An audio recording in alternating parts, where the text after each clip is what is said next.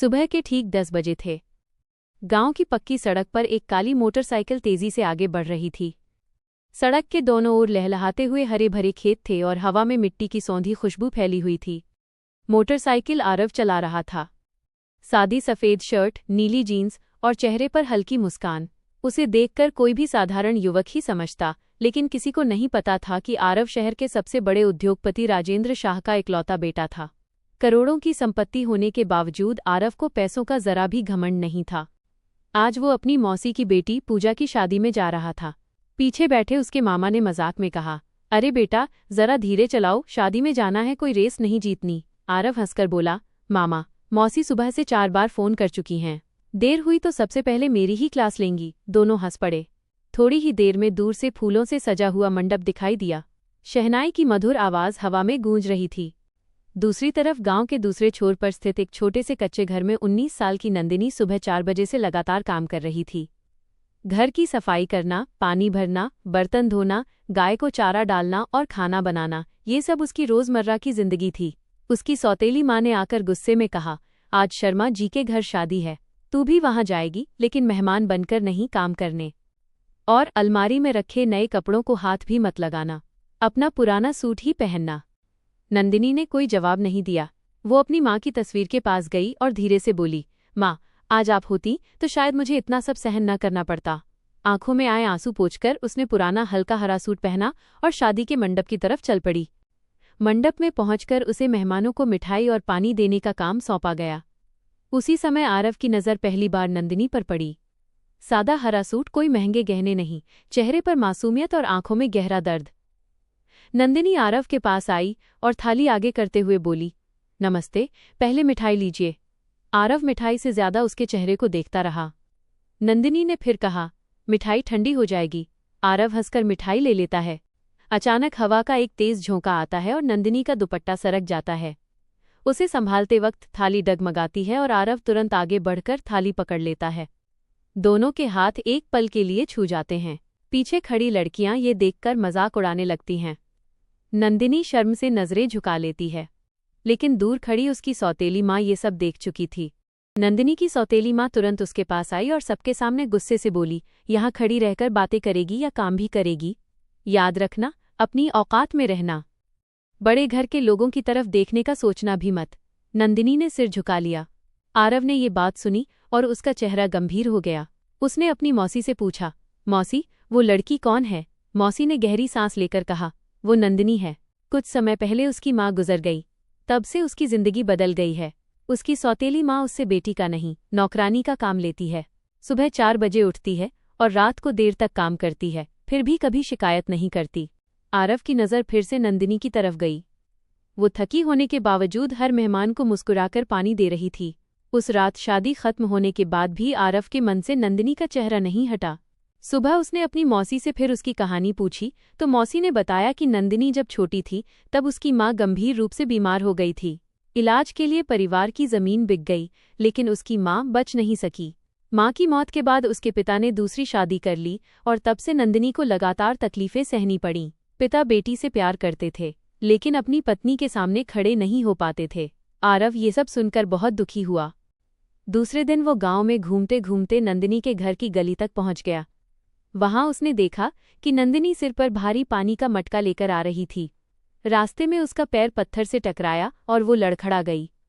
मटका गिरने ही वाला था कि आरव दौड़कर आया और मटका संभाल लिया। नंदिनी ने हैरानी से पूछा, आप यहाँ?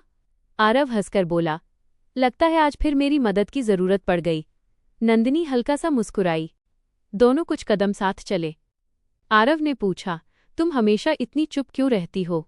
नंदिनी ने धीरे से जवाब दिया, हर बात का जवाब शब्दों से नहीं दिया जाता। यह जवाब सुनकर आरव कुछ देर चुप रहा। उसे समझ आ गया कि नंदिनी बाहर से जितनी शांत दिखती है, अंदर से उतनी ही मजबूत है। लेकिन रास्ते में 2 गांव वालों ने दोनों को साथ देखकर बातें करना शुरू कर दिया। नंदिनी डर गई और बोली, आप अब जाइए, लोग बेकार की बातें बनाएंगे। आरव ने उसकी आंखों में डर देखा और मन ही मन तय कर लिया कि वो इस लड़की को अकेला नहीं छोड़ेगा। कुछ दिनों बाद आरव के मामा ने उसे एक गंभीर बात बताई। आरव, अभी खबर मिली है कि नंदिनी की सौतेली माँ ने उसका रिश्ता पड़ोस के गांव के एक बड़ी उम्र के आदमी के साथ तय कर दिया है। आदमी के पास पैसे हैं, लेकिन उसे शराब पीने की बुरी आदत है और उसकी पहली पत्नी भी उसे छोड़कर जा चुकी है। शादी अगले हफ्ते करने की बात चल रही है। ये सुनकर आरव के चेहरे पर चिंता छा गई। वो तुरंत नंदिनी के घर पहुंच गया।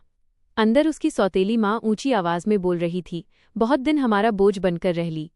अब अगले हफ्ते तेरी शादी करा देंगे, जहां कहेंगे वहां जाना पड़ेगा। नंदिनी रोते हुए बोली, माँ, मैं अभी शादी नहीं करना चाहती। लेकिन उसकी बात कोई नहीं सुन रहा था। उसके पिता ने धीरे से कहा, इतनी जल्दी फैसला मत लो, लेकिन सौतेली माँ ने उन्हें भी चुप करा दिया। नंदिनी भागकर अपने कमरे में गई और अपनी माँ की तस्वीर को छाती से लगाकर रोने लगी। माँ, मैं बहुत थक चुकी हूँ। अगर आप होती तो मुझे कोई इस तरह मजबूर न करता। उसी समय बाहर से आरव की आवाज आई, नंदिनी के साथ कोई जबरदस्ती नहीं करेगा। सभी लोग उसकी तरफ देखने लगे। सौतेली माँ गुस्से में बोली, तू कौन होता है हमारे घर के मामले में बोलने वाला? आरव ने शांति से कहा, मैं वो इंसान हूं जो किसी की बेटी का अपमान सहन नहीं कर सकता। सौतेली माँ हंसकर बोली, अमीर घर के लड़के गरीब लड़कियों पर दया तो करते हैं, लेकिन शादी कभी नहीं करते। 2 दिन बाद शहर चला जाएगा और यह लड़की पूरी जिंदगी बदनाम होगी। आरव ने उसकी आंखों में देखकर कहा, अगर मैं नंदिनी को दया नहीं बल्कि सम्मान और जीवन भर का साथ देने का फैसला कर चुका हूं तो? यह बात सुनकर सारे गांव वाले एक दूसरे को देखने लगे। सौतेली माँ हंसकर बोली, पहले अपने घरवालों को बुला ले, फिर बात करेंगे। मानो उसकी बात पूरी होने का ही इंतजार हो रहा हो। ठीक उसी समय सड़क पर कई गाड़ियों के आने की आवाज सुनाई दी। एक के बाद एक महंगी गाड़ियां नंदिनी के घर के सामने आकर रुक गईं। सबसे आगे वाली गाड़ी में से एक बुजुर्ग सज्जन नीचे उतरे। गांव के एक आदमी ने उन्हें पहचानकर कहा, अरे, ये तो राजेंद्र शाह हैं, शहर के सबसे बड़े उद्योगपति। अब पूरे गांव को समझ आ गया कि आरव कोई साधारण युवक नहीं था। राजेंद्र शाह सीधे आरव के पास आए और बोले, बेटा हमसे कहे बिना गांव आ गया। आरव ने उनके चरण स्पर्श किए। कुछ देर पहले तक जो गांव वाले आरव को साधारण युवक समझ रहे थे, वे अब हैरानी से उसे देख रहे थे। राजेंद्र शाह ने नंदिनी के पिता से कहा, आपकी बेटी बहुत संस्कारी है। मेरे बेटे ने पहली बार किसी लड़की के बारे में इतनी इज्जत से बात की है। अगर आपको और नंदिनी को मंजूर हो तो मैं उसे अपनी बहू बनाना चाहता हूँ। यह सुनते ही नंदिनी के पिता की आंखों से आंसू बहने लगे। उन्होंने आरव के सामने हाथ जोड़कर कहा, बेटा, मैं बहुत कमजोर पिता निकला, अपनी बेटी के लिए कभी खड़ा नहीं हो सका, मुझे माफ कर देना। आरव ने तुरंत उन्हें उठाया और कहा, आप बड़े हैं, ऐसा मत कीजिए। अभी देर नहीं हुई है। नंदिनी को आज आपके साथ की जरूरत है। नंदिनी अपने पिता के गले लगकर फूट फूट कर रोने लगी। सालों का दर्द मानो आज आंसू बनकर बाहर आ रहा था। यह दृश्य देखकर वहां खड़े कई लोगों की आंखें भी नम हो गईं। दूसरी तरफ नंदिनी की सौतेली माँ भी अपनी गलती समझने लगी। वो धीरे धीरे नंदिनी के पास आई और भरे हुए गले से बोली, बेटा, मुझसे बहुत बड़ी गलती हो गई। अगर हो सके तो मुझे माफ कर देना। नंदिनी कुछ पल चुप रही। फिर उसने कहा, आपने मुझे जो दुख दिया है वो मैं कभी भूल नहीं पाऊंगी, लेकिन मेरी माँ ने मुझे नफरत करना नहीं सिखाया है। मैं आपको माफ करती हूँ। सौतेली माँ रो पड़ी। कुछ महीनों बाद उसी गांव के मंदिर में आरव और नंदिनी की शादी बहुत ही सादगी से हुई। कोई बड़ा दिखावा नहीं था, कोई बेवजह का शोर नहीं था। शादी से पहले नंदिनी अपनी माँ की तस्वीर के पास गई। उसने दिया जलाया और कांपते हाथों से तस्वीर को छूकर बोली, माँ, आज आपकी बेटी अपने नए घर जा रही है। काश आज आप होती। उसकी आंखों से आंसू बहने लगे।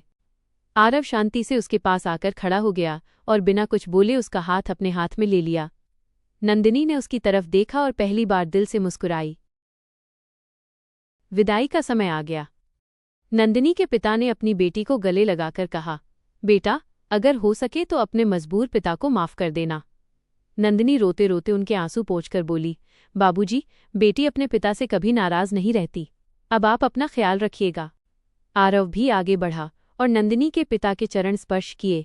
उसने कहा, आज से नंदिनी की मुस्कान मेरी सबसे बड़ी जिम्मेदारी है। मैं उसे कभी अकेला महसूस नहीं होने दूंगा। गाड़ी धीरे धीरे गांव से बाहर निकलने लगी। नंदिनी ने पीछे मुड़कर अपने घर, आंगन और अपनी माँ की यादों को आखिरी बार देखा। उसकी आंखों में आंसू थे, लेकिन इस बार उन आंसुओं में दुख कम और नई जिंदगी की उम्मीद ज्यादा थी।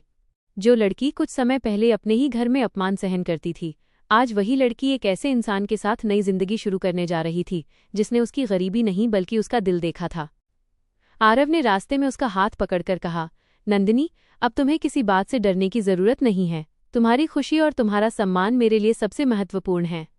नंदिनी ने उसकी तरफ देखा और आंखों में आंसू के साथ मुस्कुराकर कहा, मुझे पैसों से नहीं, आपके विश्वास से नई जिंदगी मिली है। दोस्तों, ये कहानी हमें एक खूबसूरत सीख देती है कि इंसान की सच्ची पहचान उसके पैसों, कपड़ों या घर की स्थिति से नहीं होती। इंसान की सच्ची पहचान उसके संस्कारों, स्वाभिमान और सच्चे दिल से होती है। किसी गरीब व्यक्ति को कभी छोटा नहीं समझना चाहिए, क्योंकि गरीबी सिर्फ एक परिस्थिति हो सकती है, इंसान की कीमत नहीं। और कभी कभी जिंदगी में एक सही इंसान आ जाए तो सालों का दुख भी खुशी में बदल सकता है। अगर आपको आरव और नंदिनी की यह हृदयस्पर्शी कहानी पसंद आई हो तो वीडियो को लाइक करें, अपने दोस्तों के साथ शेयर करें और ऐसी ही सुंदर कहानियों के लिए हमारे चैनल को सब्सक्राइब करना न भूलें। मिलते हैं एक और नई और सुंदर कहानी के साथ। तब तक के लिए बाय बाय।